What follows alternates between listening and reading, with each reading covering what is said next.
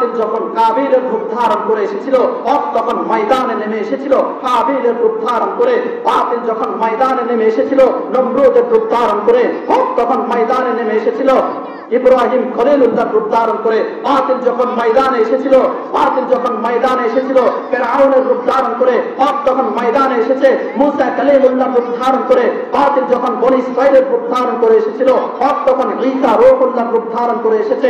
বাতিল যখন আবু জাহেল, আবু লাহাব, উতবা, শাইবা, ওলীদ ইবনে মুগীরা কুফার মুক্কার রূপ ধারণ করে এই ময়দানে আবির্ভাব হয়েছিল, হক তখন আমাদের নবী জনাবে মুহাম্মদুর রাসূলুল্লাহ সাল্লাল্লাহু আলাইহি ওয়াসাল্লামের রূপ ধারণ করে ময়দানে নেমেছিলেন।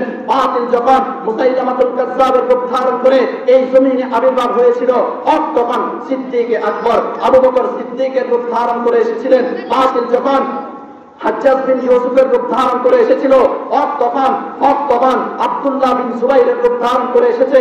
বাতিল যখন খলিফা মানসুরের রূপ ধারণ করে এসেছিল, হক তখন আমাদের ইমাম জামানার ইমামে আজম ইমাম আবু হানিফার রূপ ধারণ করে এসেছিল। বাতিল যখন খলিফা মুতাসিমের রূপ ধারণ করে এসেছিল, হক তখন জামানার ইমাম আহমদ ইবনে হাম্বলের রূপ ধারণ করে এসেছিল। বাতিল যখন তাতারীদের রূপ ধারণ করে এসেছিল, হক তখন শাইখুল ইসলাম ইবনে তাইমিয়ার রূপ ধারণ করে এসেছিল। বাতিল যখন এই জমিনের মধ্যে শাহ আবজুতের রূপ ধারণ করে এসেছিল, হক তখন ময়দানে আবির্ভাব হয়েছিল ইমামে গাজ্জালি রাহমাতুল্লাহি আলাইহির রূপ নিয়ে। বাতিল যখন এই ময়দানে সম্রাট আকবর দ্বীনে এলাহির রূপ নিয়ে আগমন করেছিল, হক তখন ময়দানে নেমে এসেছিল মুজাদ্দিদে আল ফিসানি আহমদ সরহিন্দের রূপ নিয়ে। বাতিল যখন এই ময়দানে কাদিয়ানীদের গণ্ড নবীদের রূপ নিয়ে আগমন করেছিল, হক তখন শাহ আতাউল্লাহ মুহাদ্দিস দেহলভীর রূপ নিয়ে আগমন করেছিলেন। বাতিল যখন এই ময়দানে আগমন করেছিল, বাতিল যখন এই জমিনে আগমন করেছিল ইংরেজের রূপ নিয়ে, হক তখন শাহ আব্দুল আজিজ মুহাদ্দিস দেহলভীর রূপ নিয়ে আগমন করেছিলেন। বাতিল যখন শিয়া ইসনা আশারিয়ার রূপ নিয়ে আগমন করেছিল, হক তখন ময়দানে নেমে এসেছে শাহ ওলিউল্লাহ মুহাদ্দিস দেহলভীর রূপ নিয়ে। বাতিল যখন এই ময়দানে ফতোয়া বিরোধী আন্দোলনের রূপ নিয়ে এসেছিল, হক তখন ময়দানে নেমে এসেছিল শাইখুল ইসলাম আল্লামা আজিজুল হক শাইখুল ইসলাম আল্লামা মুফতি আমিনের রূপ নিয়ে। বাতিল যখন এই জমিনে শাহবাগী নাস্তিক ব্লগারদের রূপ নিয়ে আগমন করেছিল, হক তখন শাইখুল ইসলাম আল্লামা আহমদ শফি জুনাইদ বাবনগরের রূপ নিয়ে এই জমিনে আবির্ভাব হয়েছিল। বাতিল যখন তসলিমা নাসরিন দাউদ হায়দারদের মতো কুলাঙ্গারদের রূপ নিয়ে এই বাংলার জমিনে আবির্ভাব হয়েছিল, হক তখন প্রিন্সিপাল আল্লামা হাবিবুর রহমানের রূপ নিয়ে আগমন করেছিল। বাতিল যখন ভাস্কর্যের রূপ নিয়ে এই বাংলার জমিনে আগমন করেছিলেন, হক তখন আল্লামা মামুনুল হকের রূপ নিয়ে আগমন করেছিল। বাতিল যখন এই বাংলার জমিনে ইসকন নামক সন্ত্রাসী সংগঠন, ইসকন নামক উগ্র সংগঠনের রূপ নিয়ে এই বাংলার জমিনে আগমন করেছিল, হক তখন সর্বস্তরের ওলামায়ে কেরামের রূপ নিয়ে আগমন করেছিল। বাতিল যখন সর্বশেষ ছাত্রলীগের রূপ নিয়ে এই বাংলার জমিনে আগমন করেছে, ফ্যাসিস্ট সরকারের রূপ নিয়ে এই বাংলার জমিনে আগমন করেছিল, মোদী সরকারের রূপ নিয়ে এই বাংলার জমিনে আগমন করতে চেয়েছিল, হক তখন ময়দানে নেমে এসেছিল বাংলার সমস্ত তাওহীদি ছাত্র জনতা।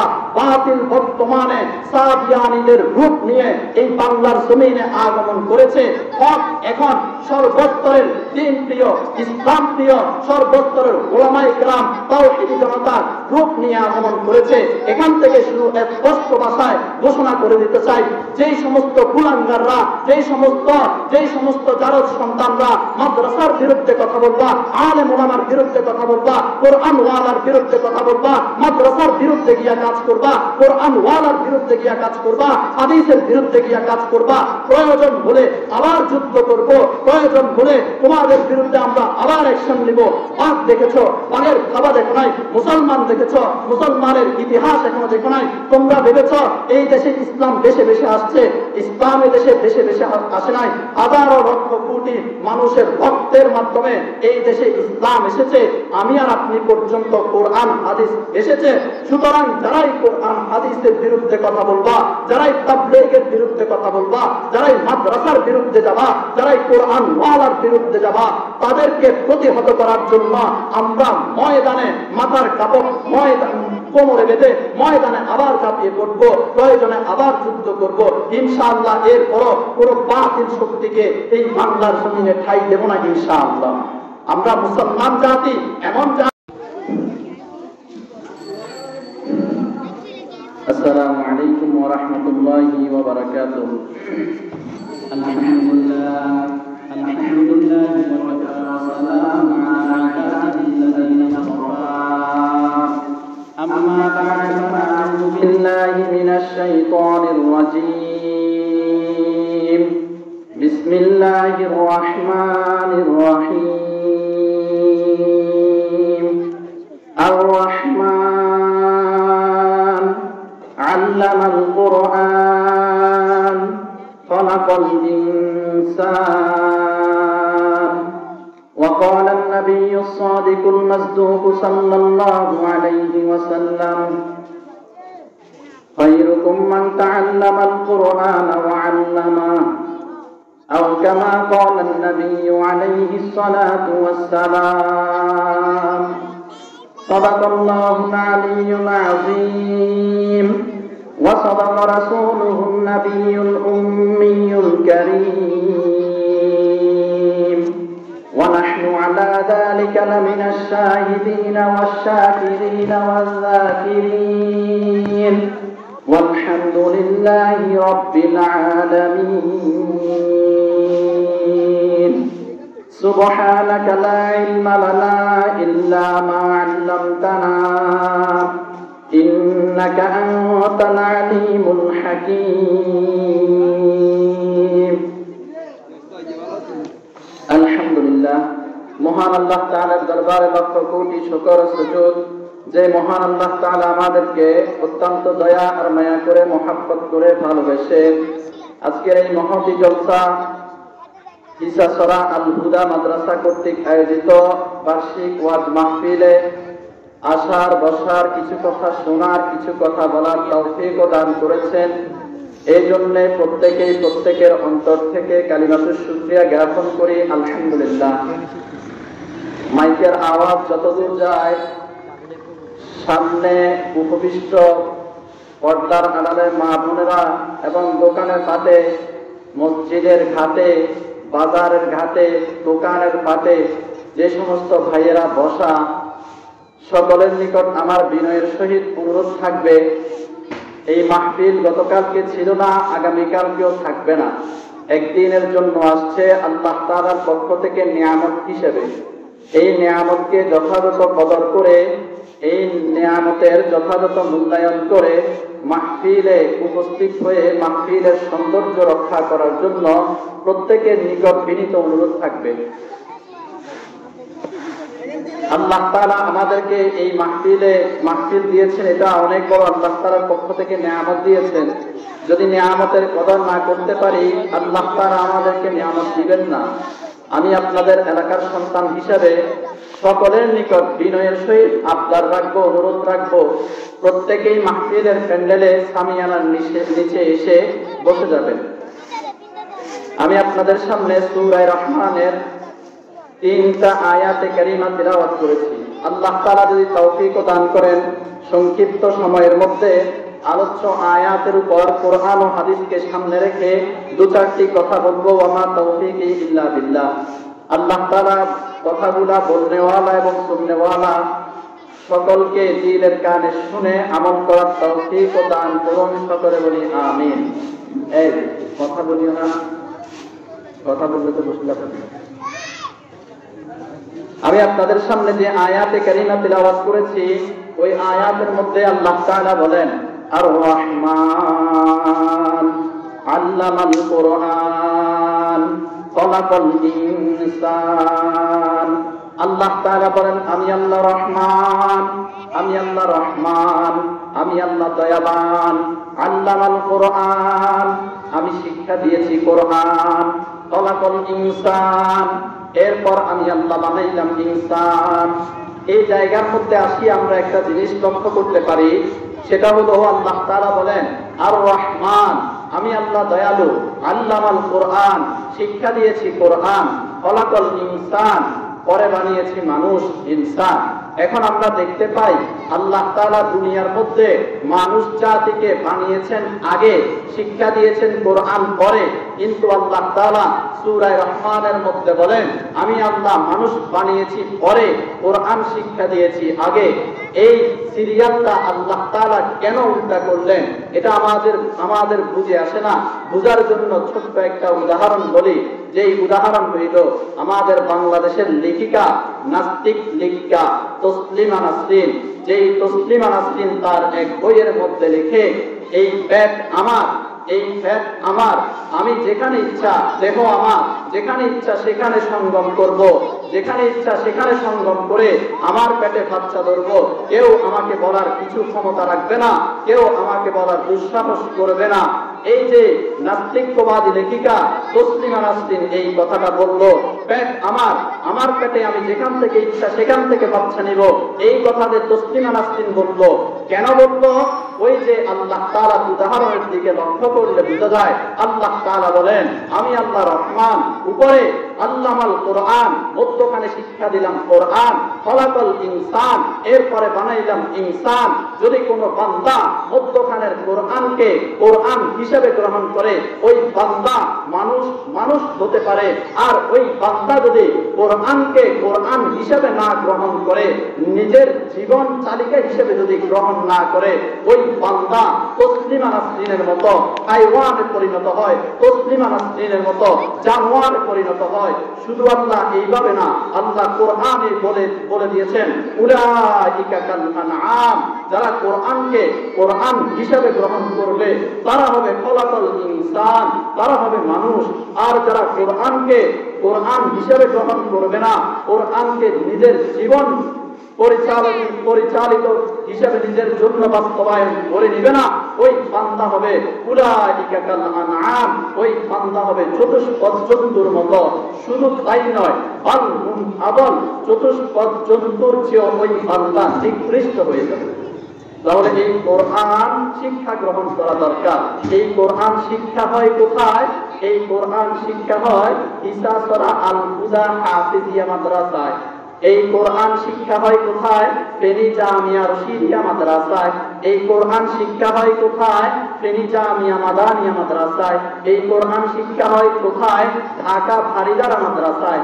এই কোরআন শিক্ষা হয় কোথায়? চট্টগ্রাম হাটহাজারী মাদ্রাসার মতো মাদ্রাসায়, পটিয়া মাদ্রাসার মতো মাদ্রাসায়, নানুপুর মাদ্রাসার মতো মাদ্রাসায়, আপনার দিল্লি মাদ্রাসার মতো মাদ্রাসা, এই সমস্ত মাদ্রাসাগুলোর মধ্যে এই কোরআন শিক্ষা হয়। এই কোরআন যেই বান্দা শিখবে ওই বান্দা হবে খলাকাল ইনসান, ওই বান্দা হবে মানুষের মতো মানুষ।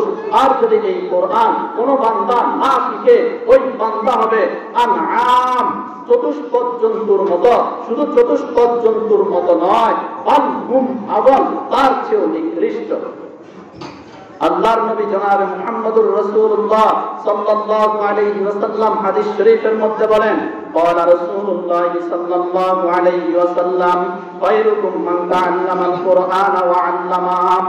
আল্লাহর নবী জনাবে মুহাম্মদুর রাসূলুল্লাহ সাল্লাল্লাহু আলাইহি ওয়াসাল্লাম বলেন, ও দুনিয়ার উম্মতেরা, তোমাদের মধ্যে ওই বান্দার বান্দি সবচেয়ে শ্রেষ্ঠ বান্দার বান্দি।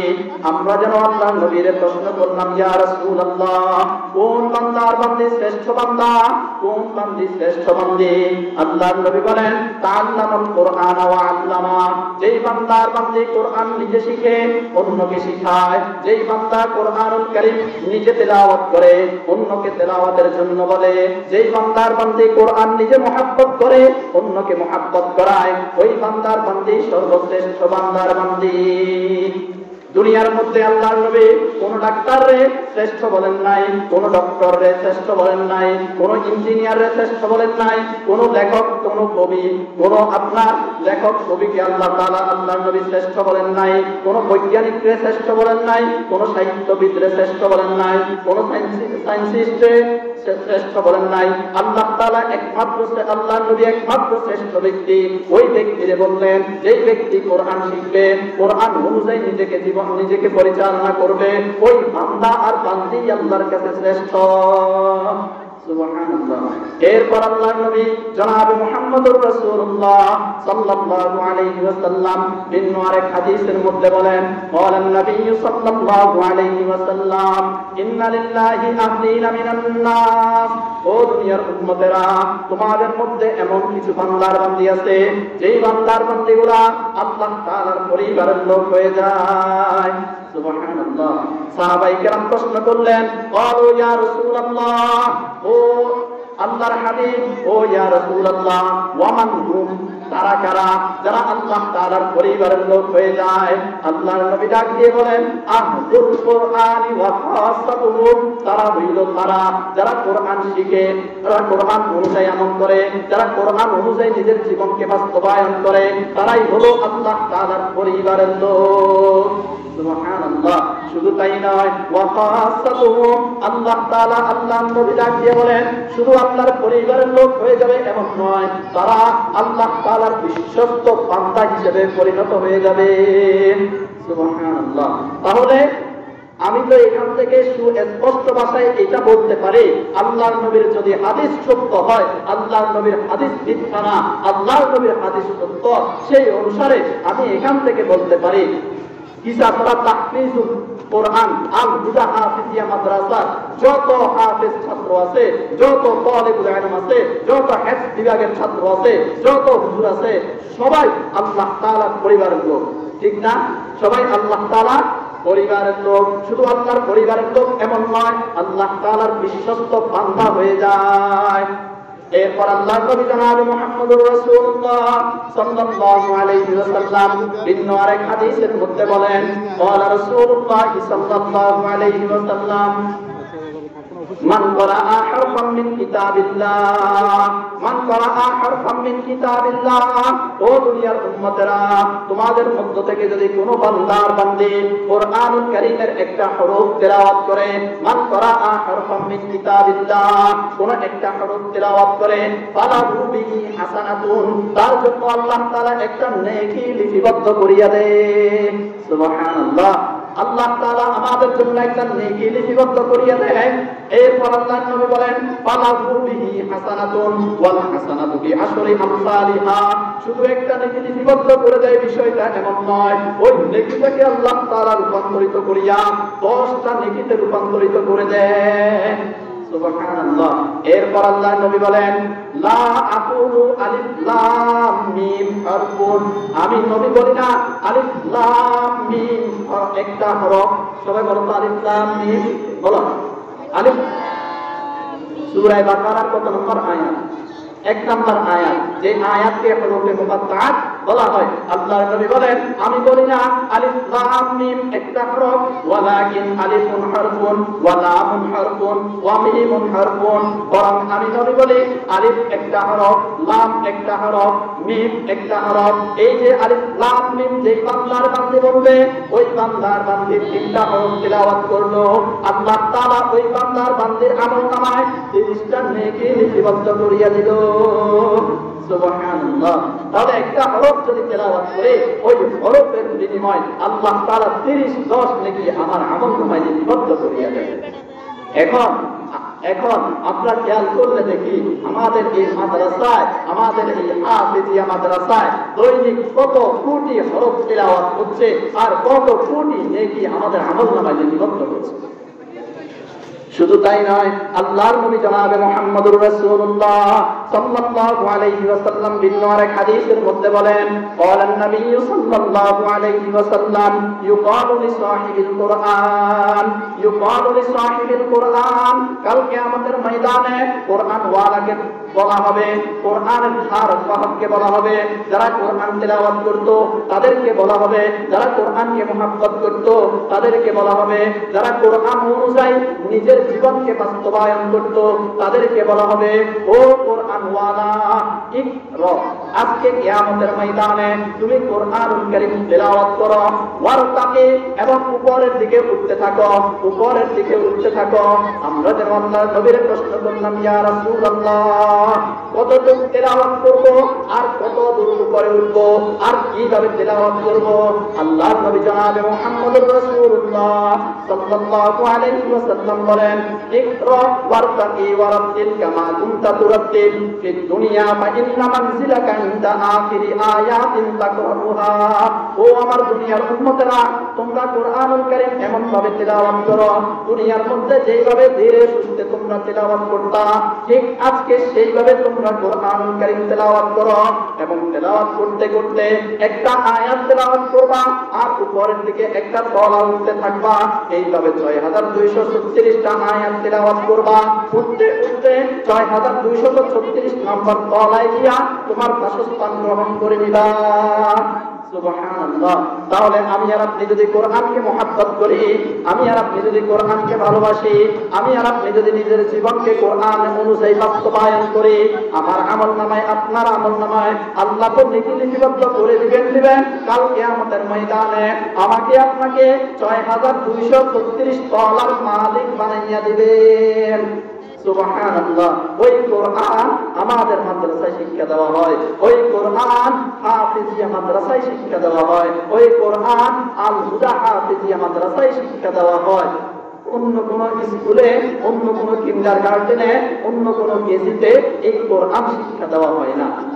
শুধু তাই নয়, আল্লাহর নবী জনাব মুহাম্মদুর রাসূলুল্লাহ সাল্লাল্লাহু আলাইহি ওয়াসাল্লাম বিভিন্ন এক হাদিসের মধ্যে বলেন, قال النبي صلى الله عليه وسلم قال النبي صلى الله عليه وسلم إن الله يرفع بهذا الأقوام।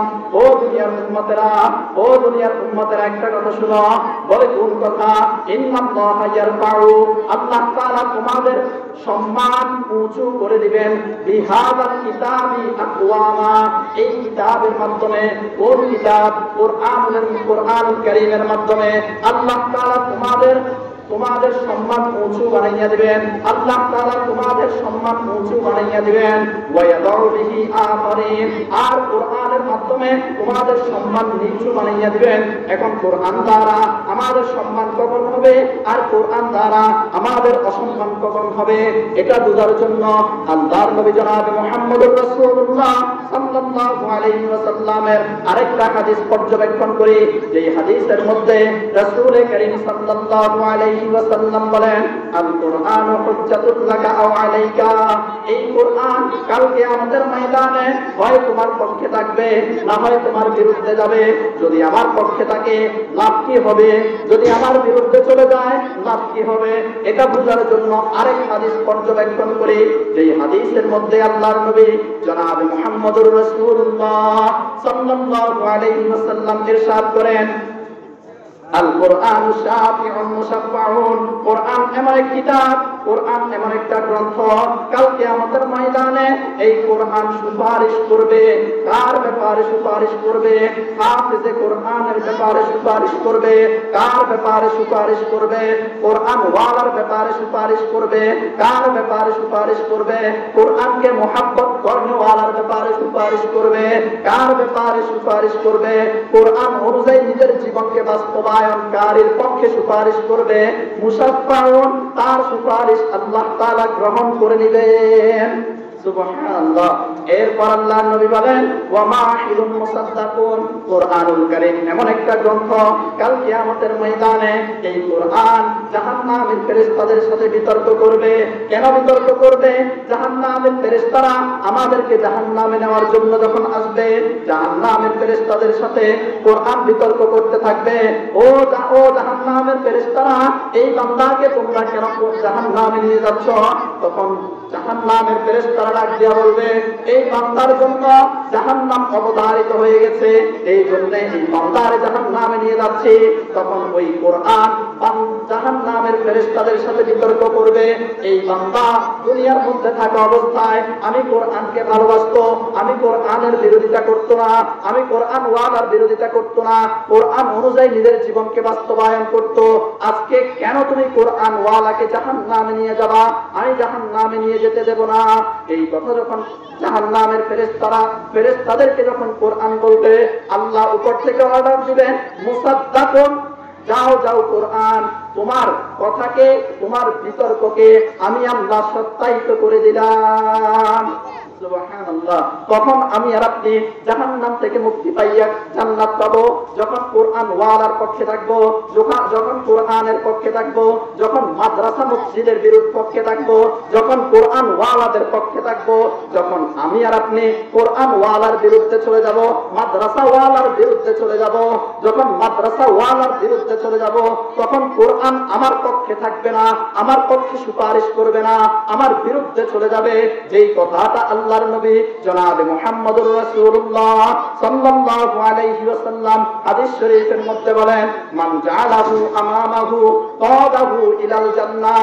যেই বান্দা কোরআন অনুযায়ী নিজের জীবনকে বাস্তবায়ন করবে, কোরআনকে সামনে রাখিয়া চলবে, কোরআনকে সামনে রাখিয়া চলবে, কোরআন অনুযায়ী নিজের জীবনকে বাস্তবায়ন করবে, ওই বান্দাকে কাল কিয়ামতের ময়দানে কোরআন টানিয়া টানিয়া জান্নাতে নিয়ে যাবে।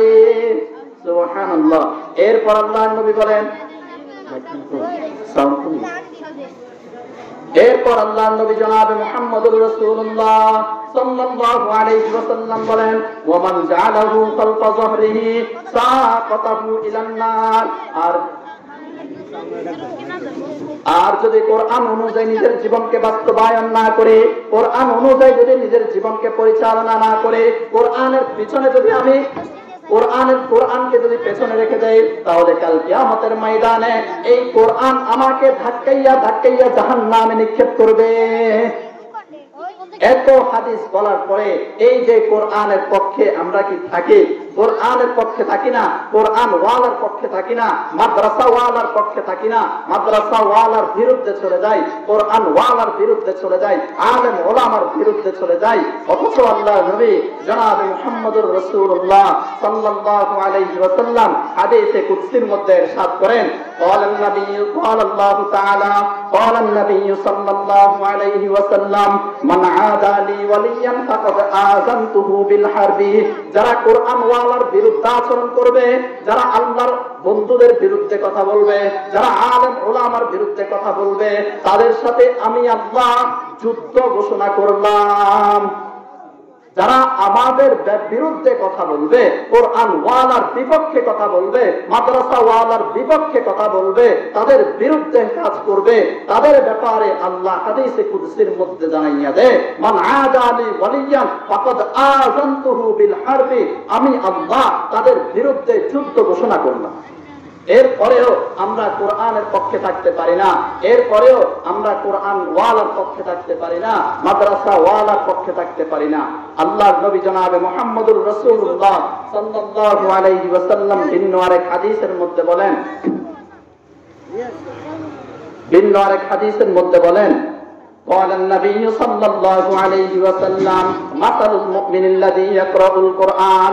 ও দুনিয়ার উম্মতেরা, তোমাদের মধ্যে যেই বান্দার বান্দে কোরআনুল কারীম মুহাব্বত করে, ওই বান্দা যদি কোরআনুল কারীম তেলাওয়াত করে, ওই বান্দার দৃষ্টান্ত হইল মাতা কামাতালিল উতরুজ্জা, মিষ্টি কমলার মতো। আমাদের মধ্য থেকে যদি কোনো বান্দা কোরআনকে মুহাব্বত করে, আমাদের মধ্য থেকে যদি কোনো বান্দা কোরআন অনুযায়ী নিজের জীবনকে বাস্তবায়ন করে, আমাদের মধ্য থেকে কোনো বান্দা যদি কোরআন অনুযায়ী নিজের জীবনকে পরিচালনা করে, আল্লাহর নবী বলেন কামাতালিল উতরুজ্জা, তার দৃষ্টান্ত হইল মিষ্টি কমলার মতো। আমরা যেন আল্লাহর নবীর প্রশ্ন করলাম, ইয়া রাসূলুল্লাহ, মিষ্টি কমলার মতো দৃষ্টান্তটা কেমন?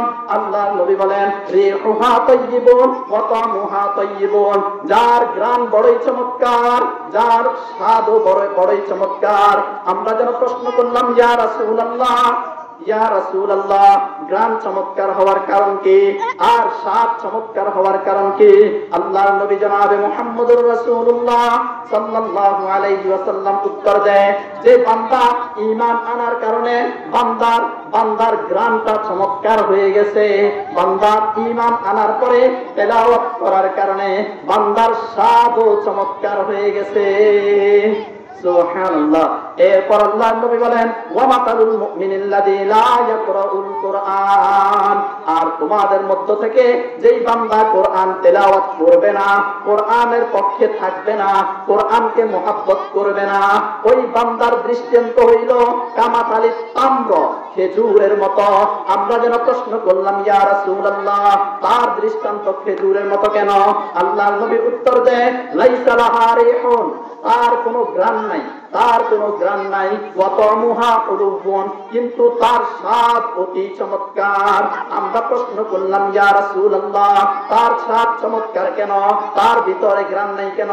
আল্লাহর নবী বলেন ও আমার উম্মতেরা, তার স্বাদ না থাকার কারণ হইল ওই বান্দা ঈমান আনছে, ঈমান আনার কারণে ওই বান্দার স্বাদ আছে। আর বান্দা তেলাওয়াত করে না, তেলাওয়াত না করার কারণে, কোরআনের পক্ষে না থাকার কারণে, কোরআনের বিরোধিতা করার কারণে ওই বান্দার ঘ্রাণ নাই।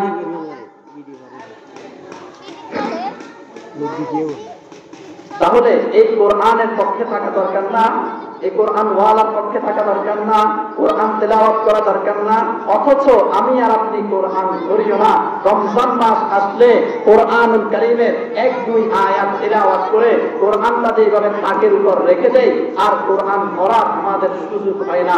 অথচ কোরআন এত চমৎকার কোরআন, কোরআন এত মধুর কোরআন, কোরআন এত সুন্দর কোরআন, কোরআন যত তেলাওয়াত করে তত মজা লাগে। আপনি সূরা ফিল করে তেলাওয়াত শুরু করেন, সূরা ফিল যখন আপনি তেলাওয়াত করবেন, আপনি দেখবেন প্রত্যেকটা আয়াতের শেষে দিয়া লাম উচ্চারণ হয়। আপনি তেলাওয়াত শুরু করেন বিসমিল্লাহির রহমানির রহিম, আলাম তারা কাইফা ফাআলা রাব্বুকা বিআসহাবিল ফিল, শেষে লাম আলাম ইয়াজআল কাইদাহুম ফি তাদলিল, শেষে লাম আলাম ইয়াজআল কাইদাহুম ফি তাদলিল, ওয়া আরসালা আলাইহিম তায়রান আবাবিল তারমিহিম বিহিজারাতিন মিন সিজ্জিল ফাজআলাহুম কাআসফিন মাকুল। শেষে সবগুলো লাম আপনি সূরা নাস ধরে টানলেন, সূরা নাসের সব আয়াতের শেষে দিয়ে সবগুলা সিন।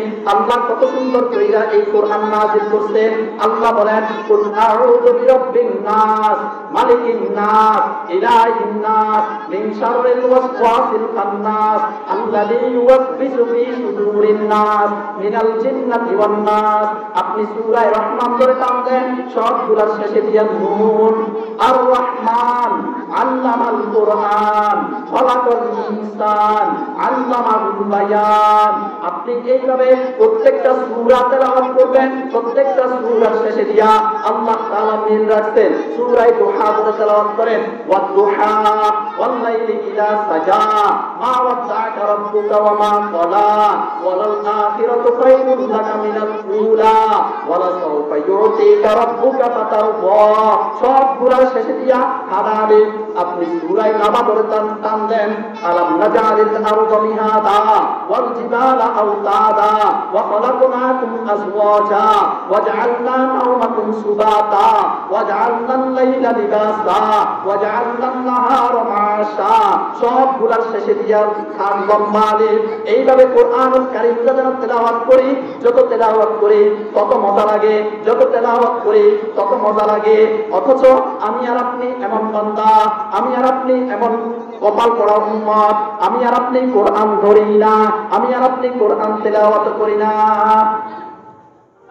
আর আমি আর আপনি কোরআন ওয়ালার বিরুদ্ধে কথা বলি, আমি আর আপনি কোরআনের বিরুদ্ধে চলে যাই, আমি আর আপনি মাদ্রাসার বিরুদ্ধে চলে যাই, আমি আর আপনি দোকানে বসিয়া, বাজারে বসিয়া, পুকুর ঘাটে বসিয়া বলতে থাকি আরে মাদ্রাসাগুলোতে কি হয়, গতকালকের তাজা খবর আমি ছাগল নাইয়া বাজারে, এই যে মির্জার বাজারে সিএনজি স্ট্যান্ডের পেছনে যে মার্কেট আছে, ওই মার্কেটে আমার মাদ্রাসার জন্য কালেকশনে গিয়েছিলাম।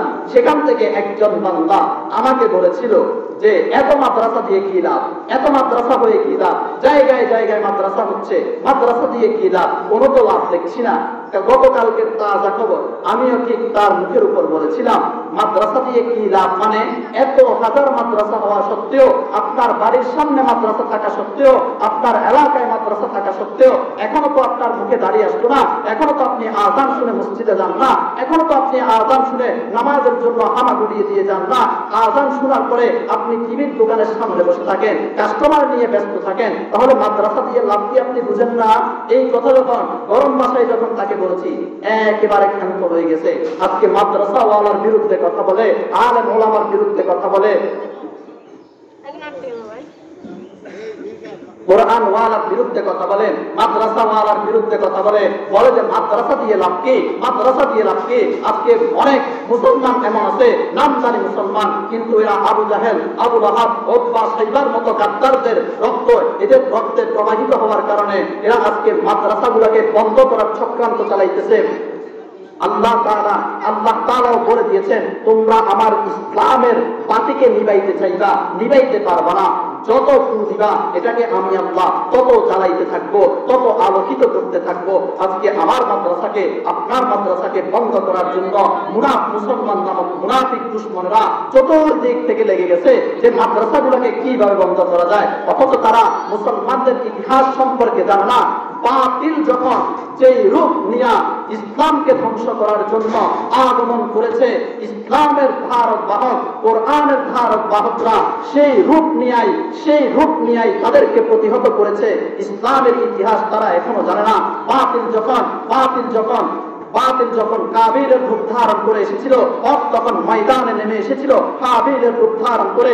বাতিল যখন ময়দানে নেমে এসেছিল নমরুদের রূপ ধারণ করে, হক তখন ময়দানে নেমে এসেছিল ইব্রাহিম খলিলুল্লাহ রূপ ধারণ করে। বাতিল যখন ময়দানে এসেছিল ফিরআউনের রূপ ধারণ করে, হক তখন ময়দানে এসেছে মুসা কালিমুল্লাহ রূপ ধারণ করে। বাতিল যখন বনী ইসরাঈলের রূপ ধারণ করে এসেছিল, হক তখন ঈসা রূহুল্লাহ রূপ ধারণ করে এসেছে। বাতিল যখন আবু জাহেল, আবু লাহাব, উতবা, শাইবা, ওলীদ ইবনে মুগীরা কুফারে মুক্কার রূপ ধারণ করে এই ময়দানে আবির্ভাব হয়েছিল, হক তখন আমাদের নবী জনাবে মুহাম্মদুর রাসূলুল্লাহ সাল্লাল্লাহু আলাইহি ওয়াসাল্লামের রূপ ধারণ করে ময়দানে নেমেছিলেন।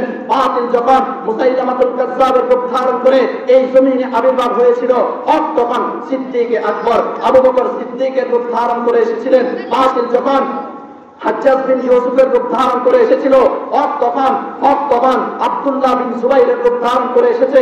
বাতিল যখন খলিফা মানসুরের রূপ ধারণ করে এসেছিল, হক তখন আমাদের ইমাম জামানার ইমামে আজম ইমাম আবু হানিফার রূপ ধারণ করে এসেছিল। বাতিল যখন খলিফা মুতাসিমের রূপ ধারণ করে এসেছিল, হক তখন জামানার ইমাম আহমদ ইবনে হাম্বলের রূপ ধারণ করে এসেছিল। বাতিল যখন তাতারীদের রূপ ধারণ করে এসেছিল, হক তখন শাইখুল ইসলাম ইবনে তাইমিয়ার রূপ ধারণ করে এসেছিল। বাতিল যখন এই জমিনের মধ্যে শাহ আবজুতের রূপ ধারণ করে এসেছিল, হক তখন ময়দানে আবির্ভাব হয়েছিল ইমামে গাজ্জালি রাহমাতুল্লাহি আলাইহির রূপ নিয়ে। বাতিল যখন এই ময়দানে সম্রাট আকবর দ্বীনে এলাহির রূপ নিয়ে আগমন করেছিল, হক তখন ময়দানে নেমে এসেছিল মুজাদ্দিদে আল ফিসানি আহমদ সরহিন্দের রূপ নিয়ে। বাতিল যখন এই ময়দানে কাদিয়ানীদের, বন্ড নবীদের রূপ নিয়ে আগমন করেছিল, হক তখন শাহ আতাউল্লাহ মুহাদ্দিস দেহলভীর রূপ নিয়ে আগমন করেছিলেন। বাতিল যখন এই ময়দানে আগমন করেছিল, বাতিল যখন এই জমিনে আগমন করেছিল ইংরেজের রূপ নিয়ে, হক তখন শাহ আব্দুল আজিজ মুহাদ্দিস দেহলভীর রূপ নিয়ে আগমন করেছিলেন। বাতিল যখন শিয়া ইসনা আশারিয়ার রূপ নিয়ে আগমন করেছিল, হক তখন ময়দানে নেমে এসেছে শাহ ওলিউল্লাহ মুহাদ্দিস দেহলভীর রূপ নিয়ে। বাতিল যখন এই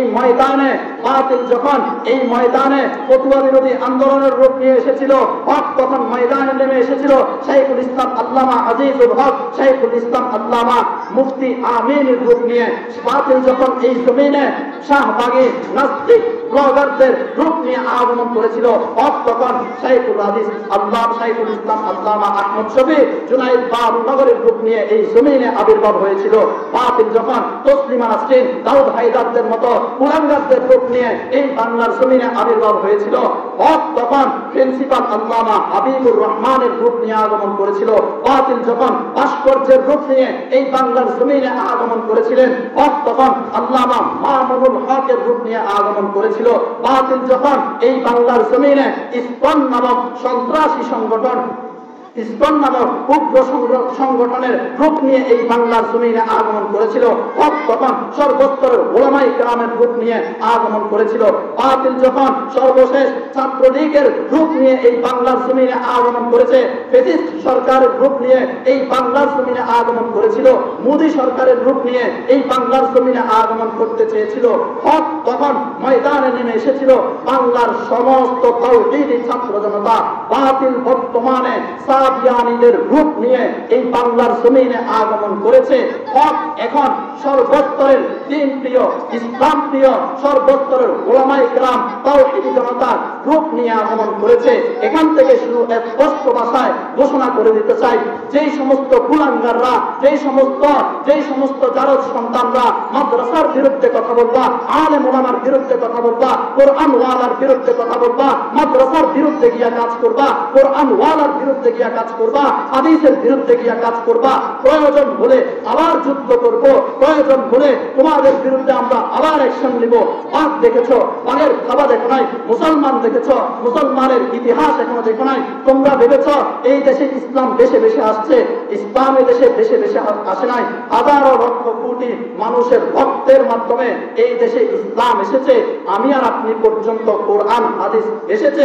সুতরাং যারাই কোরআন হাদিসের বিরুদ্ধে কথা বলবা, যারাই তাবলীগের বিরুদ্ধে কথা বলবা, যারাই মাদ্রাসার বিরুদ্ধে যাবা, যারাই কোরআন ওয়ালার বিরুদ্ধে যাবা, তাদেরকে প্রতিহত করার জন্য আমরা ময়দানে মাথার কাপড় কোমরে বেঁধে ময়দানে আবার ঝাঁপিয়ে পড়বো, প্রয়োজনে আবার যুদ্ধ করব।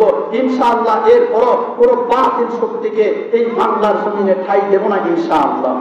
আমরা মুসলমান জাতি, এমন জাতি, আমরা রক্ত দিতে জানি, আমরা জীবন দিতে জানি, ঈমান দিতে জানি না, কল্লা দিতে জানি, আমরা মাথার পাগড়ি দিতে জানি না। যেই দিন আমাদের মাথার পাগড়ি কোমরে বেঁধে ফেলবো, সেই দিন কিন্তু কোনো নাস্তিক পালানোর মতো জায়গা খুঁজে পাবে না ইনশাআল্লাহ।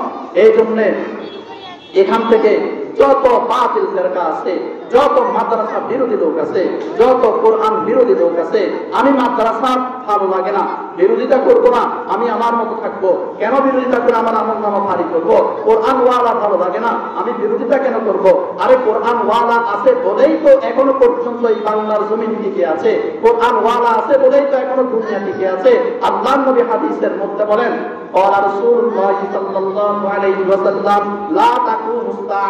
ততদিন পর্যন্ত কিয়ামত হবে না, ততদিন পর্যন্ত কিয়ামত হবে না, হাত্তা ইয়াকুলু আল্লাহ আল্লাহ ফিল আরদি, যতদিন এই জমিনের মধ্যে আল্লাহ আল্লাহ বলার মতো লোক থাকবে, ততদিন এই জমিনে কিয়ামত হবে না। এখন আল্লাহ আল্লাহ কোন বান্দা বলে, কোন বান্দা আল্লাহ আল্লাহ বলে? আপনি ব্যবসায়ীর দিকে তাকাইয়া দেখেন, আল্লাহ আল্লাহ বলে না। আপনি চাকরির দিকে তাকাইয়া, চাকরিওয়ালার দিকে তাকাইয়া দেখেন, আল্লাহ আল্লাহ বলে না। প্রবাসীর দিকে তাকাইয়া দেখেন, আল্লাহ আল্লাহ বলে না। আপনি দিন মজুর কাজ করে, কৃষকের কাজ করে, এদের দিকে তাকাইয়া দেখেন, আল্লাহ আল্লাহ বলে না। এরা তো আল্লাহ আল্লাহ বলে না। এদের মাধ্যমে আল্লাহ দুনিয়া টিকাইয়া রাখেন নাই, এদের মাধ্যমে আপনাকে আল্লাহ পানি পান করান না, এদের মাধ্যমে আল্লাহ আপনাকে খানা খাওয়ান না। আল্লাহ তাআলা খানা খাওয়ান কোরআন ওয়ালার মাধ্যমে, হাদিস ওয়ালার মাধ্যমে, মাদ্রাসা ওয়ালার মাধ্যমে আল্লাহ আমাদেরকে খানা খাওয়ান। এটা কেন আমরা বুঝি না?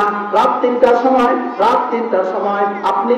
আপনি যে ইসাসরা আল হুদা হাফিজিয়া মাদ্রাসার বিরোধিতা করেন, এই মাদ্রাসায় কি হয় আপনি জানেননি? রাত ৩টার সময় আপনি মাদ্রাসায় আসবেন, মাদ্রাসায় আসিয়া গেট খুলিয়া আস্তে আস্তে চুপি সারে যেইভাবে আবু জাহেল, আবু লাহাব, উতবা, শাইবারা আল্লাহর নবীর তেলাওয়াত লুকিয়ে শুনতো। কেন লুকিয়ে শুনতো? কারণ কোরআন তেলাওয়াত ছিল মজার তেলাওয়াত, এই জন্য তারা লুকিয়ে তেলাওয়াত শুনতো। আপনি তো আল হুদা মাদ্রাসার বিরোধিতা লিপ্ত, আপনি তো তাদের সামনে লজ্জায় যাইতে পারেন না, ভয়ে যাইতে পারেন না।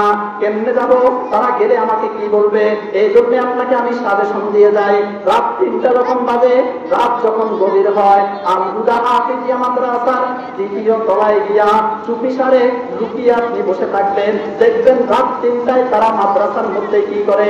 রাত ৩টায় তারা মাদ্রাসার মধ্যে আল্লাহর দরবারে কান্নাকাটি করে, ও আল্লাহ ও আল্লাহ, আল্লাহুম্মা গফিরলি, আল্লাহ আপনি আমাকে মাফ করে দেন। আল্লাহ আমার মাদ্রাসার পাশে আশেপাশে যারা আছে সমস্ত মহিলাদেরকে মাফ করে দেন, সমস্ত পুরুষদেরকে মাফ করে দেন, সমস্ত যুবকদেরকে মাফ করে দেন, সমস্ত বৃদ্ধদেরকে মাফ করে দেন, সমস্ত কবরবাসীদেরকে মাফ করে দেন। আল্লাহ আপনি এদেরকে মাফ করে দেন। এইভাবে রাত 3টায় তারা ঘুম থেকে উঠিয়া আপনার নাজাতের দোয়া করে, আপনার কল্যাণের দোয়া করে, আপনাকে জাহান্নাম থেকে মুক্তির দোয়া করে, দোয়া শেষ করিয়া তারা কোরআনুল কারীম নিয়ে বসে, তারা কোরআনুল কারীম নিয়ে তেলাওয়াত করা আরম্ভ করে দেয়। তারা রাত 3টায় উঠিয়াও কোরআন তেলাওয়াত করে, তারা দুপুরে খানা খেয়েও রাত কোরআন তেলাওয়াত করে, তারা মাগরিবের নামাজ পড়েও কোরআন তেলাওয়াত করে, তারা ইশার নামাজ পড়েও কোরআন তেলাওয়াত করে। সর্বদা অল টাইম তারা কোরআনুল কারীম তেলাওয়াত করতে থাকে। এরপরেও কেন আপনি তাদের বিরোধিতা করবেন? এরপরেও কেন আপনি মাদ্রাসার বিরুদ্ধে যাবেন? আর মাদ্রাসা এত বেশি হওয়া সত্ত্বেও তো আমি আর আপনি এখনো দিন শিখতে পারি নাই, আমি আর আপনি এখনো কোরআনের পক্ষে থাকতে পারি নাই, আমি আর আপনি এখনো কোরআন ওয়ালার পক্ষে যাইতে পারি নাই, আমার মুখে এখনো দাঁড়িয়ে আসে নাই, আমার স্বভাব চরিত্র থেকে এখনো সুদের গন্ধ যায় নাই, আমার স্বভাব চরিত্র থেকে এখনো ঘুষের গন্ধ যায় নাই, আমার স্বভাব চরিত্র থেকে এখনো জেনার গন্ধ যায় নাই, আমার স্বভাব চরিত্র থেকে এখনো পরকীয়ার গন্ধ যায় নাই, এখনো আমি পরকীয়ায় লিপ্ত, এখনো আমি সুদের গুনায় লিপ্ত, এখনো আমি ঘুষের গুনায় লিপ্ত, এখনো আমি জেনার গুনায় লিপ্ত। এরপরেও কেন আমি মাদ্রাসাওয়ালার বিরুদ্ধে কথা বলি? মাদ্রাসাওয়ালা তো আমাকে আপনাকে বাঁচানোর জন্য, মাদ্রাসাওয়ালা তো আমাকে আপনাকে বাঁচানোর জন্য, জাহান্নাম থেকে মুক্তি দেওয়ার জন্য সর্বদা অল টাইম আমার পক্ষে আপনার পক্ষে গান গেয়ে যাচ্ছে আল্লাহর কাছে। এরপরেও মাদ্রাসার বিরুদ্ধে থাকি। আল্লাহ তাআলা আল্লাহর নবী জনাব মুহাম্মদুর রাসূলুল্লাহ সাল্লাল্লাহু আলাইহি ওয়াসাল্লাম হাদিস শরীফের মধ্যে বলেন, আল উলামাউ ওয়ারাসাতুল আম্বিয়া, উলামায়ে কেরাম যারা কোরআন শিখে আলেম হয়েছেন, যারা কোরআন শিক্ষা গ্রহণ করে আলেম হয়েছেন, তারা হলো আল্লাহর নবীর ওয়ারিস। কার ওয়ারিস? আল্লাহর নবীর ওয়ারিস। এই তোমরা কথা বলবে না, তারা বলেন আল্লাহর নবীর ওয়ারিস। এখন আমরা আল্লাহর নবীর ওয়ারিস হয়েছি। আল্লাহর নবী জনাবে মুহাম্মদুর রাসূলুল্লাহ সাল্লাল্লাহু আলাইহি ওয়াসাল্লাম বিভিন্ন আরেক হাদিসের মধ্যে বলেন, কাল কিয়ামতের ময়দানে আল্লাহ তাআলা যখন বিচার কার্য শুরু করবেন, বিচার কার্য শুরু করার আগে সমস্ত উলামায়ে কেরামদেরকে বলবেন, ও উম্মতের উলামায়ে কেরাম, আমি আল্লাহ তোমাদেরকে মহব্বত করিয়া বানাইলাম, আমি আল্লাহ তোমাদেরকে মহব্বত করিয়া কোরআন শিখাইলাম, হাদিস শিখাইলাম। আজকে আমি আল্লাহ তোমাদেরকে জাহান্নামের আগুনে ফেলাবো না, আমি আল্লাহ তোমাদেরকে জাহান্নামের আগুনে দিব না। যাও যাও, তোমাদেরকে বিনা হিসাবে আমি আল্লাহ জান্নাত দিয়ে দিলাম। সুবহানাল্লাহ। কাদেরকে? কাদেরকে? যারা কোরআন ওয়ালা হবে, যারা কোরআন শিখবে, যারা কোরআনের পক্ষে থাকবে, যারা কোরআনের বিরুদ্ধে যাবে না, তাদেরকে। এখন এবার আসেন আল্লাহর নবী জনাবে মুহাম্মদুর রাসূলুল্লাহ সাল্লাল্লাহু আলাইহি ওয়াসাল্লাম বিভিন্ন আরেক হাদিসের মধ্যে বলেন, قال رسول الله صلى الله عليه وسلم كن عالما او متعلما او مستمعا او محبا ولا تكن خامسا فتهلك। ও দুনিয়ার উম্মতেরা,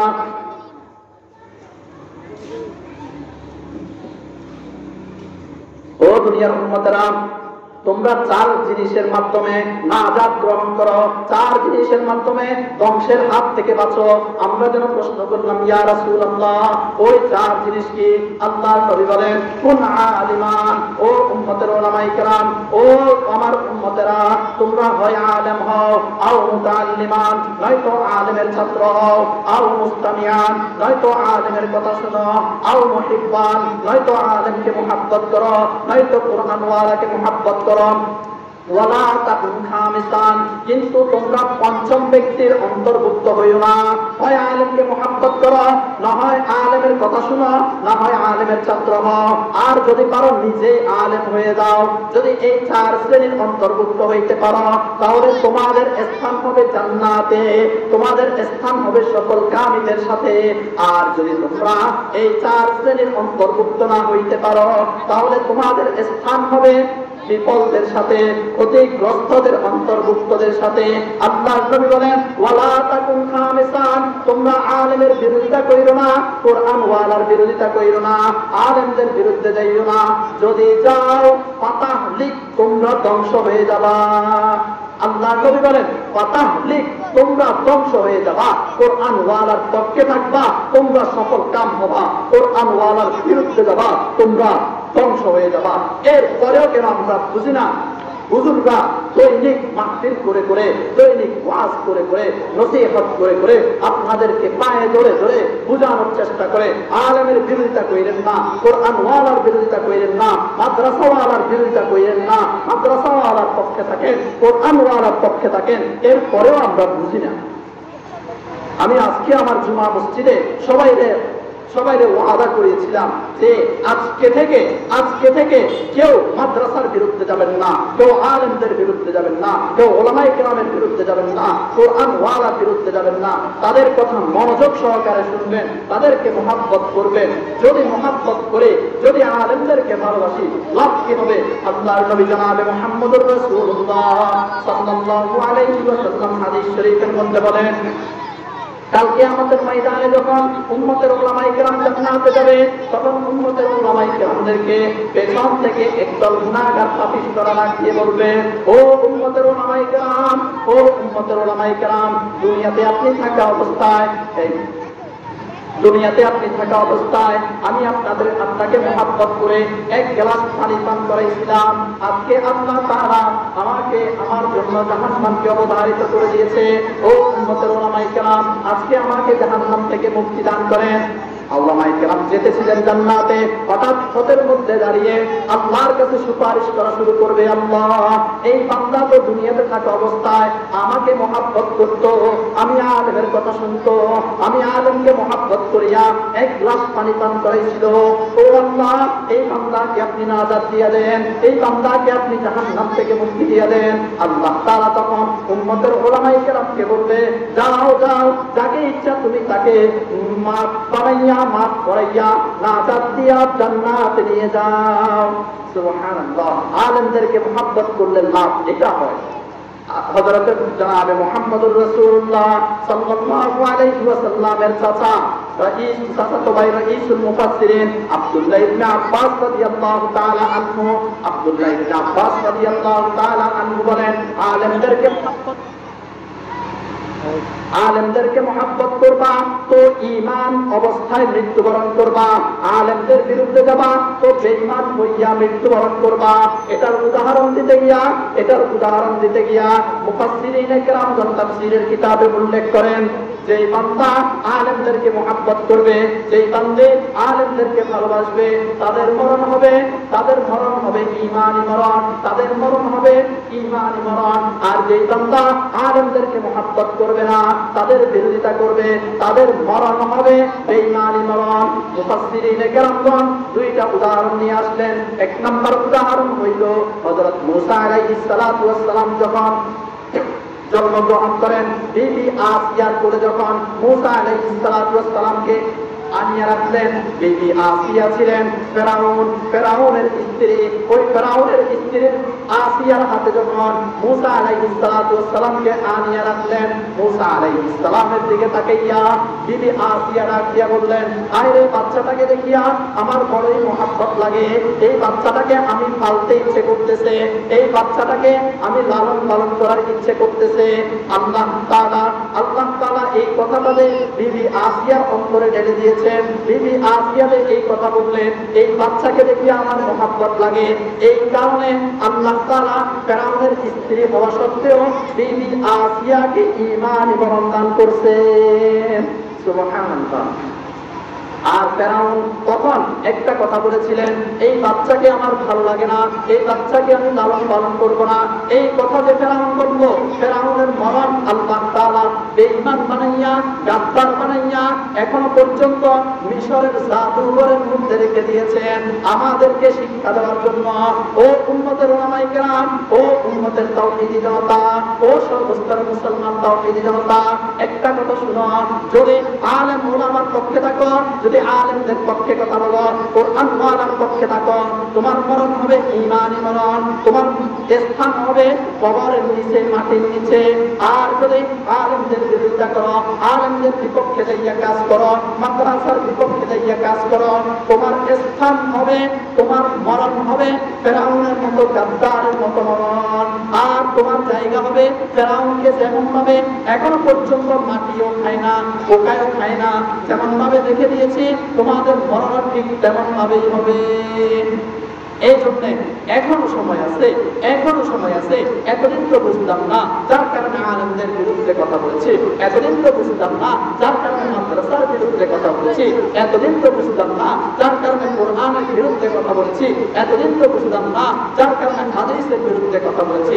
এখন তো বুঝতেছি, তাহলে এখন কেন কোরআন ওয়ালার বিরুদ্ধে যাব? এখন তো বুঝতেছি, তাহলে এখন কেন হাদিস ওয়ালার বিরুদ্ধে যাব? এখন তো বুঝতেছি, তাহলে এখন কেন উম্মতের উলামায়ে কেরামের বিরুদ্ধে যাব?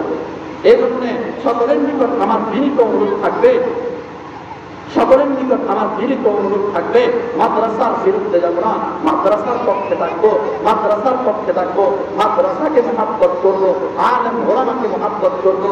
যদি মহাব্বত করতে পারি, আমার আপনার আসল নাসর আলেমদের সাথেই হবে, আমার আপনার আসল নাসর ওলামায়ে কেরামদের সাথেই হবে। যদি আলেমদেরকে যদি মহাব্বত না করি, যদি উম্মতের ওলামায়ে কেরামদেরকে যদি মহাব্বত না করি, মাদ্রাসার বিরুদ্ধে যদি কথা বলি, আমার আপনার আসল নাসর আবু জাহেল, আবু লাহাব, উতবা, শাইবা, ফিরআউনের মতো গাদ্দারদের সাথে হবে। আরে এখন তো পরিবর্তনের বাংলাদেশ চলতেছে, এখন তো পরিবর্তনের বাংলাদেশ চলতেছে, এখন তো না বললেই নয়। আপনি মনে করছেন কি, আপনি মনে করছেন যে বাংলাদেশ একজোট থেকে আমরা দখল করেছি, বাংলাদেশ একজোট থেকে আনিয়া আমরা কি আরেক জোরের হাতে তুলে দেবো নাকি? এমনটা আর হবে না। বাংলাদেশ তো এখন কোরআন ওয়ালার হাতে যাবে। আপনি তাকাইয়া দেখেন না, বাংলাদেশের অধিকাংশ জায়গায় এখন কোরআন ওয়ালারা ঢুকে গেছে, আলেম ওলামারা ঢুকে গেছে। এই বাংলাদেশ এবার দেখবেন কোরআন ওয়ালার হাতে যাবে, আলেম ওলামার হাতে যাবে। শাইখ সরমনাইকে দীর্ঘ 6 মাস আগে, ফাইজুল করিমকে দীর্ঘ 6 মাস আগে আক্রমণ করেছিল ছাত্রলীগের নেতা কর্মীরা। শাইখ সরমনাই ফাইজুল করিম সাহেব বারাকাল্লাহু ফি হায়াতি একটা কথা বলেছিলেন, আল্লাহ এই ছাত্রলীগের পতন আমার নিজ চোখে দেখাইয়া এরপরে আমাকে মরণ দিও। এমন আল্লাহর ওলি বলছেন। 6 মাস পরে আল্লাহ তাআলা কবুল করিয়া ছাত্রলীগকে এমন ভাবে বাংলাদেশ থেকে তাড়াইয়া দিয়েছে, বাংলাদেশে ঢুকতে তো পারতেছে না। আর অন্তর্বর্তীকালীন সরকার আমাদের জন্য এত রকম করিয়া ihsan করিয়া ছাত্রলীগ নামক সংগঠনকে বাংলাদেশে নিষিদ্ধই করিয়া দিয়েছে। তাহলে এটা আমাদের পক্ষ থেকে, আল্লাহর পক্ষ থেকে একটা রহম ছিল, করুণা ছিল, সেটা আমাদের অন্তর্বর্তীকালীন সরকার রেখে দিয়েছে। এই অন্তর্বর্তীকালীন সরকারের নিকট এখন এই মঞ্চ থেকে আমি একটা আবদার রাখবো, সেটা হলো বর্তমানে আরেকটা ফেরকা সাদিয়ানি ফেরকা তাবলীগের ময়দানে, টঙ্গী ইজতেমার ময়দানে এই সাদিয়ানি ফেরকা হামলা করিয়া আমার নিরীহ ভাইদেরকে 7 জন ভাইদেরকে হত্যা করেছে, শত শত ভাইদেরকে হাসপাতালের বেডে শুইয়ে দিয়েছে। অন্তর্বর্তীকালীন সরকারের নিকট এই মঞ্চ থেকে বিনয়ের সহিত অনুরোধ রাখবো এবং ধর্ম উপদেষ্টার কাছে বিনয়ের সহিত অনুরোধ রাখবো, যেইভাবে আপনি এই বাংলাদেশ থেকে ছাত্রলীগকে নিষিদ্ধ করেছেন, আপনাকে আমরা সাধুবাদ জানিয়েছি। ঠিক তেমনি ভাবে এই বাংলাদেশ থেকে কাদিয়ানী ফেরকাকে আপনি চিরতরে নিষিদ্ধ করে দেন, আমরা আপনাকে মাথায় তুলে রাখবো ইনশাআল্লাহ। এই জন্য যে কথাগুলো বলতেছিলাম, আমরা কোরআনের বিরুদ্ধে যাব না, আমরা কোরআন ওয়ালার বিরুদ্ধে যাব না, মাদ্রাসা ওয়ালার বিরুদ্ধে যাব না। আরে মাদ্রাসা আছে বলেই তো আমাদের এই দেশ, আমাদের এই জমিন এখনো টিকে আছে। মাদ্রাসা না থাকলে তো আমরা টিকে থাকতাম না, মাদ্রাসা না থাকলে তো আমরা থাকতাম না। আরে আপনি স্কুলের খবর নিয়ে দেখেন না, আমাদের আল হুদা মাদ্রাসায় খবর নিয়ে দেখেন আর স্কুলের খবর নিয়ে দেখেন, তফাৎটা কোথায়? স্কুলে শিক্ষা দেওয়া হয় কি? স্কুলে শিক্ষা দেওয়া হয় তারা আটটি মাটি দ্বীপ, তারা মাঠে পাড়ে দ্বীপ, তাদের খাড়া দুটো সিং, তারা আটটি মাটি দ্বীপ। এই কবিতা যে শিক্ষা দেয়, তারা আটটি মাটি দ্বীপ, তাদের খাড়া দুটো সিং, তারা আটটি মাটি দ্বীপ। এই যে কবিতাটা শিক্ষা দিল, এই কবিতাটা সম্পূর্ণ মিথ্যা কবিতা। কেমনে মিথ্যা কবিতা? যেই সমস্ত প্রাণীগুলা, যেই সমস্ত জানোয়ারগুলা মাথায় দুটা খাড়া সিং থাকে, ওই প্রাণীগুলা, ওই জানোয়ারগুলা, ওই হাইওয়ানগুলা কখনো আপনার ডিম পারে না। ডিম পারে যাদের মাথায় সিং থাকে না, ডিম পারে তারা যারা যাদের 2টা পা থাকে, তারা ডিম পারে। কিন্তু এই কবিতার মধ্যে শিক্ষা দেওয়া হয় তারা হাট্টিমাটিম ডিম, তাদের খাড়া দুটো সিং তারা আটটিমাটি টিম তারা মাঠে পারেনি। এই যে মিথ্যা কবিতা স্কুলে শিক্ষা দেওয়ার কারণে আমার সন্তান আপনার সন্তান মাদ্রাসার বিরুদ্ধে কথা বলে, স্কুলের বিরুদ্ধে কথা বলে, আমার সন্তান আপনার সন্তান কোরআন ওয়ালার বিরুদ্ধে কথা বলে, হাদিসের বিরুদ্ধে কথা বলে। যদি আমার সন্তানকে আপনার সন্তানকে হাফেজিয়া মাদ্রাসার মতো মাদ্রাসায় যদি পড়াইতাম, তারা শিখত কি? শুরুতে যাইয়া শিখত আলিফ আলিফে আলিফ বা তা তা জিম হা ক, এইভাবে শুরু অক্ষরগুলো শিখত। আর শিখত কি? লা ইলাহা ইল্লাল্লাহ মুহাম্মাদুর রাসূলুল্লাহ। আর শিখত কি? শরীয়তের ওযু, নামাজ। এরপরে শিখত কি? শরিয়াতে সর্বশ্রেণীতে ইসলাম। এরপরে শিখত কি? শরিয়াতে আযান। এইভাবে শিখিয়া তারা ইসলামের পক্ষে থাকত। আমরা তো জ্বলন্ত উদাহরণ দেখি, অনেক অনেক বৃদ্ধ মানুষ আছে যাদের মুখে দাড়ি আছে, সাদা দাড়ি আছে, কিন্তু তারাও ইসলামের বিরুদ্ধে কথা বলে। কেন? ওই যে শুরুতে তারা দ্বীনের জ্ঞানটা পায় নাই, এই জন্য তারা ইসলামের বিরুদ্ধে কথা বলে। আমরা তো এমনও মানুষ দেখি যাদের মুখে দাঁড়িয়ে আসার পরে মধ্যখান দিয়ে শুরুতে মাদ্রাসায় পড়াশোনা করছে, মধ্যখান দিয়ে ইসলামের বিরুদ্ধে কথা বলছে, কিন্তু শেষে গিয়া দাড়ি রাখিয়া সে আল্লাহওয়ালা হয়ে গেছে। কেন আল্লাহওয়ালা হয়ে গেছে? আল্লাহওয়ালা হওয়ার পেছনে কারণ হইল সে শুরুতেই মাদ্রাসায় পড়াশোনা করছিল, এই জন্য শেষে আসিয়া সে আল্লাহওয়ালা হয়ে গেছে। যদি ওই বান্দা যদি শুরুতে যদি কোরআনের শিক্ষা না নিত, হাদিসের শিক্ষা যদি না নিত, মাদ্রাসার শিক্ষা যদি না নিত, শেষে গিয়েও সে নাস্তিক মুরতাদ থেকে যেত, দাউদ হায়দারের মতো কুলাঙ্গার থেকে যেত, তসলিমা নাসরিনের মতো কুলাঙ্গার থেকে যেত। এই জন্য মাদ্রাসাকে মহব্বত করা মানে, আলেম ওলামাকে মহব্বত করা মানে, ইসাসরা আল হুদা হাফিজিয়া মাদ্রাসাকে মহব্বত করা মানে এই নয় আমি মাদ্রাসাকে মহব্বত করি, এটা নয়। মাদ্রাসাকে মহব্বত করা মানে আজকের মাহফিলে যতই ব্যস্ততা থাকুক, যতই কাজ থাকুক, সমস্ত কাজ শেষ করিয়া মাদ্রাসার মাহফিলে সবাই যুক্ত হয়ে যোগদান করে মাদ্রাসার মাহফিলকে সৌন্দর্য করাই হলো মাদ্রাসাকে মহব্বত করার বহিঃপ্রকাশ। শুধু তাই নয়, মাদ্রাসাকে মহব্বত করার আরেকটা বহিঃপ্রকাশ হইল ছাত্র দিয়ে ছাত্রী দিয়ে মাদ্রাসাকে মহব্বত দেখানো। এটাই হলো মাদ্রাসার বহিঃপ্রকাশ। আপনারা শুনে আনন্দিত হবেন, মাদ্রাসার মধ্যে মহিলা শাখা খোলা হয়েছে, শাখা, পুরুষেরটা তো বালক শাখা আগে থেকেই আছে, মহিলাদের বালিকা শাখা আগের থেকেই খোলা আছে।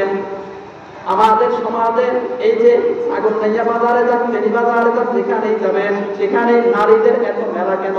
তারা ওই যে দ্বীনি শিক্ষা পায় নাই। এখন তো দ্বীনি শিক্ষা দেওয়ার জন্য ইসাসরা আল হুদা হাফিজিয়া মাদ্রাসা চলে আসছে। এই মাদ্রাসায় আপনার মেয়েকে ভর্তি করিয়ে দেন না, ভর্তি করানোর পরে দেখেন না আপনার মাদ্রাসায় আসা যাওয়া কেমনে, আপনার মেয়ে মাদ্রাসায় আসা যাওয়া কেমনে করে। আর স্কুলের দিকে তাকাইয়া দেখেন না স্কুলের মাইয়াগুলা চলাফেরা কেমনে করে। তার চেহারাও দেখা যায়, যেটা সৌন্দর্যের রাজধানী চেহারা সেটাও দেখা যায়, হাতও দেখা যায়, পাও দেখা যায়, তার পুরো শরীরের অবকাঠামো বোঝা যায়। কিন্তু আল হুদা হাফিজিয়া মাদ্রাসার মেয়েগুলার দিকে তাকাইয়া দেখেন না, তার হাতও দেখা যায় না, পাও দেখা যায় না, বোরখা পরে এমন ভাবে ঢুকে এমন ভাবে বের হয় কি 70 বছরের নারী না 70 বছরের বুড়ি না 20 বছরের নারী, দেখে বুঝাই মুশকিল। আর স্কুলের কলেজের ভার্সিটির মেয়েগুলা দেখেন না কি মেয়েটা কয় বছর, মেয়ের অবকাঠামো কি সব কিছু বোঝা যায়। এটাই হলো মাদ্রাসার শিক্ষা।